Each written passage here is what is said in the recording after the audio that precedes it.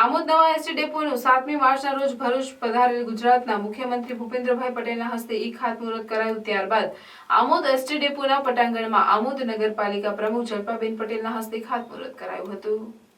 આમોદ ખાતે જર્જરિત એસટી ડેપોના સ્થાને ગુજરાત સરકાર દ્વારા નવો એસટી ડેપો બનાવવા માટે ₹3.19 કરોડની ફાળવણી કરવામાં આવી। આ પ્રસંગે આમોદ નગરપાલિકા પ્રમુખ જલ્પાબેન પટેલ, ઉપપ્રમુખ જશુભાઈ રાઠોડ, કારોબારી ચેરમેન ગીતાબેન પટેલ, આરોગ્ય સમિતિના ચેરમેન રશ્મિકાબેન પરમાર, શાસક પક્ષના નેતા બાનુબેન ચૌહાણ સહિત પાલિકા સદસ્યો તેમજ આમોદ શહેર ભાજપના મહામંત્રી પ્રમોદભાઈ પટેલ, વેપારી આગેવાન મહેશભાઈ કાપડિયા, સુલતાનજી ખત્રી, પરેશ છત્રીવાલા તેમજ એસટી નિગમના અધિકારી તેમજ કર્મચારીઓ મોટી સંખ્યામાં ઉપસ્થિત રહ્યા હતા।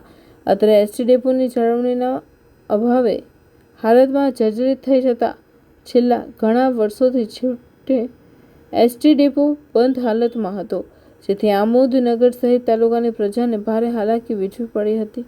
ત્યારે આમોદ નગરજનોએ તેમજ વેપારી આગેવાનોએ ધારાસભ્ય ડી.કે. સ્વામીને લેખિત તેમજ મૌખિક રજૂઆત કરી હતી, જેથી જંબુસર વિધાનસભાના ધારાસભ્ય ડી.કે. સ્વામીની રજૂઆતને ધ્યાનમાં રાખી ગુજરાત સરકાર દ્વારા જર્જરિત બનેલા એસટી ડેપોને જમીનદોસ્ત કરી ફરી નવો બનાવવા માટે ₹3.19 કરોડની માતબર રકમ ફાળવતા આમોદ નગર સહિત પંથકમાં મુસાફરો, વેપારીઓ, નોકરિયાતો તેમજ વિદ્યાર્થી વર્ગમાં આનંદ છવાઈ ગયો હતો।